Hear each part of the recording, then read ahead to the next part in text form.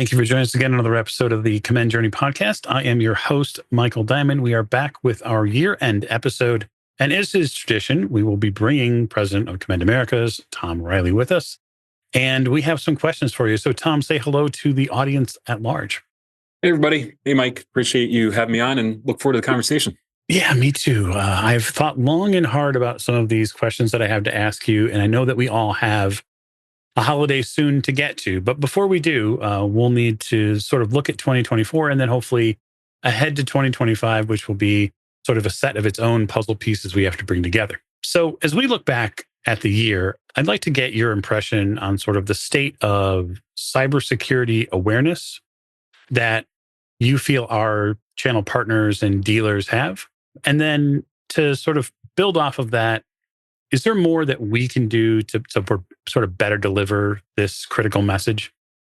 So, yeah, I mean, maybe just to start on the second part of it, I think there's always something that we can do as a solution provider to, not only continue the delivery of the message, but to deliver on the quest for a solution. So, what I've found over the last years is there definitely is increased awareness, right? I don't think there's anybody that's like really responsibly participating in the industry that is not aware of the importance of cybersecurity, nor aware of the need to be careful on who you partner with in the pursuit of achieving it for your, given, infrastructure or your use case. I think people get it, but I don't know if people really understand it. So awareness has increased. I don't know if I'd say education has sufficiently increased. I think there's still a pretty considerable gap. And I think that's across the board. I think that's on the manufacturer side. It's also on the customer side. It's even on the integrator side. There's one part of being comfortable explaining the necessity and explaining the terminology. There's another thing of really understanding what the path to realizing it is. Mm-hmm.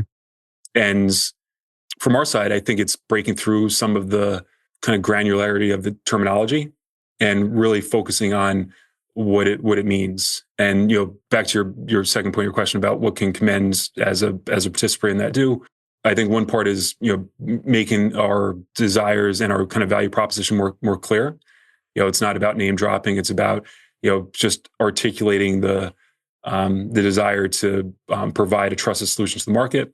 And part of that delivery of a trusted solution to the market is with industry collaboration and setting up the appropriate partners to not only go in and say, hey, we have a cybersecure solution, but it's to go in and say, hey, we understand the verticalized problem statement.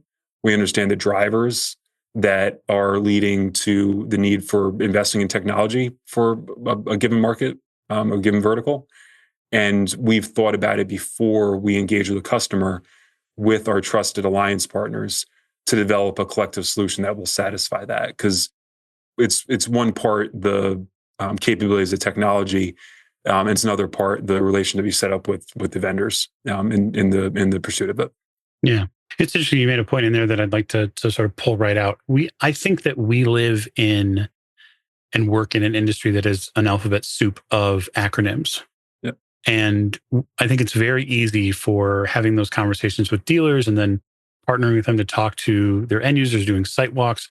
And it's really easy to just sort of pull out the collegiate textbook of acronyms and list a bunch of stuff and make a customer's head spin accidentally. So I think what's critical, the critical thing we can continue to do as we have these conversations is boil things down to sort of easier to ingest. There's a lot of people that understand the idea of what cybersecurity is. I think people can correlate it to someone's credit card number getting stolen or someone's social media account being hacked and being taken over. Yeah. And so we can sort of iterate that out to them at the business level and understand what that means.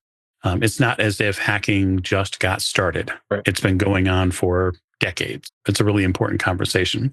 So if we turn to the market itself, which again continues to grow with options, I wonder how you see Commend separating itself from its natural competitors in the market, and then what you feel continues to be that driving force behind Commend's marketing approach?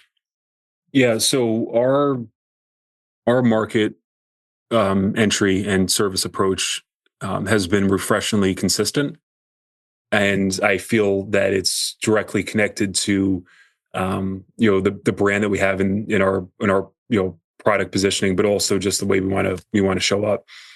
And it's a heavily consultative problem solving approach that really relies on the partnerships that we establish in the market as enabler for that. What I mean by that?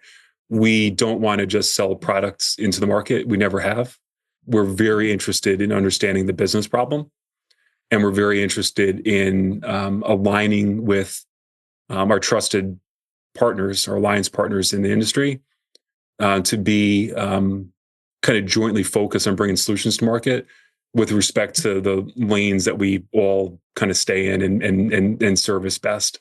We want to be the audio experts, and we want to be the ones that understand, the audio experts that really understand the why of the business drivers in order to facilitate the adoption of our technology. So that's been something that we've really had as part of a cultural foundation of our business. One part of it is just the fact that we developed our technology very focused on those complex enterprise communication kind of scenarios. We still play in that space, but our product has really beautifully developed to serve a much broader selection or broader portion of the market. Moving into the kind of the medium size of the corporate business as well. But it's always with the business problem first, and not in the desire to just move products in the pursuit of a sale. So that's really been our kind of go-to-market differentiator. There's all different aspects that we continue to evolve in pursuit of really living to that. We've worked very diligently over the last year in really verticalizing our approaches even further. So getting very aligned with our dealer partners and our technology alliances in focusing on certain market segments that really have a need and a market need for our solution. So, kind of the whole verticalization narrative has been very big for us. And we're also very, very focused in really enabling our channel partners to be successful. So increasing our depth of relationship with our dealers, increasing the availability of training and associated resources to ensure that success is more guaranteed, and also Commend can be a more consistent technology they look to solve their kind of our shared end user customer problems. Yeah, I think consistency in the market, especially when we discuss the changes when it comes to offerings from various sources. We've seen a lot of hardware changes, a lot of product name, a lot of company changes in the past 2 or 3 years. Yep. I remember very distinctly this past ISC West looking out and seeing just a swath of different names that I'd never seen before. And so I think as the market changes, it's really important that we continue to stay agile. And I think that will lend well to this next question, which we talk about challenges a lot, whether it be business or whether it be life just in general.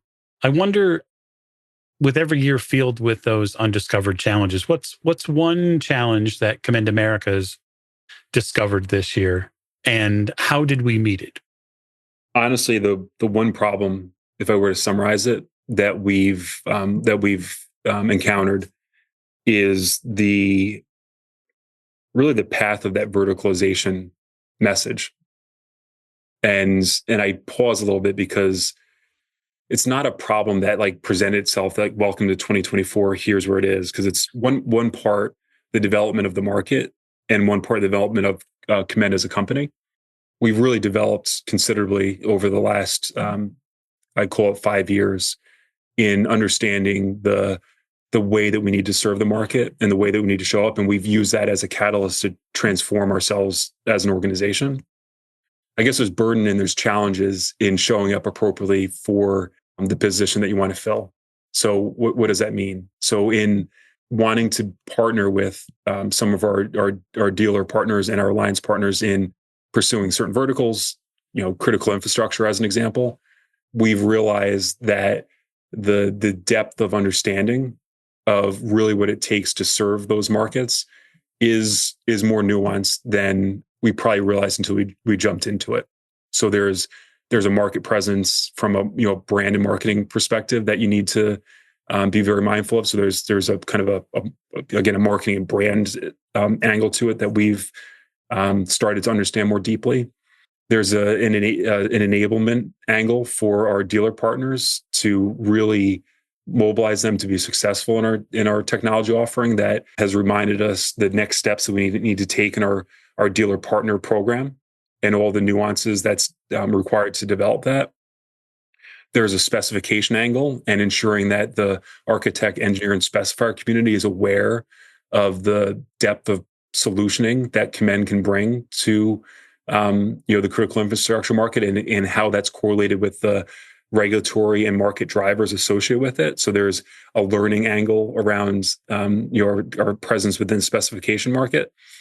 And then there's really the beautiful opportunity of getting closer with technology providers in the form of aligning our solutions and pursuing that market. That really is an amazing challenge to pursue because every organization has its own ways of operating. And us as, again, audio, a unified communications provider like Commend compared to some of the other large players, we're just at a different level, in terms of market size and team size. So it becomes a real orchestration challenge in ensuring that we show up in the way that's representative of our desires to really be that deep partner. So I don't know if it was really a challenge. I think it was more of a culmination of a number of different trends that was really a beautiful opportunity for us to work through a lot of kind of evolutionary steps in 2024. So that coupled with every year has its own sort of business cycle to it. I said at the start of 2024 that it was going to be some degree of a year of uncertainty. If you look at it from like a macro perspective, a humongous percentage of the population was going through an election cycle, like most of the world was electing new leadership. So I think that translated into a lot of uncertainty in just the process of approving spend for projects. So a lot of things just took a lot of additional involvement that kind of leans back to all those different channel partnerships that I sort of rambled about over the last minute or so. Not a ramble at all. It's interesting you talk about evolution. We talked a lot about the evolving needs inside of the technology and the technology itself that the market is using right now. And then so a lot of the older technology that is being modernized now with some of the capital expenditures, or whether it's state or local governments, or whether it's federal governments, or just large businesses and enterprise level customers who are looking at their technology footprint and the topology of it and figuring out we're going to have to move to a different product because of a feature request or a need-based change. From your perspective, how does Commend's continuing hardware improvements help customers see our product as sort of the right fit for not just the next 5 years, but how do you think that it scales out over time? I feel that question's connected with maybe two other comments that you brought up. One is cybersecurity, and then the other one is an observation of different industry players being present. Outside technology solution providers being present in the security industry, and how does that correlate with somebody like Commend that's been in business for 50 years, been in the U.S. for like 25, right? So what does that mean?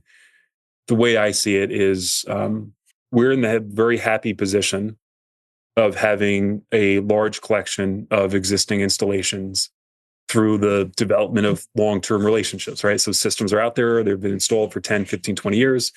Commend's technology is extremely reliable. So it's not unusual to go out and see something like literally a piece of hardware that's been installed for 10, 15, 20 years. It happens more often than people would probably realize.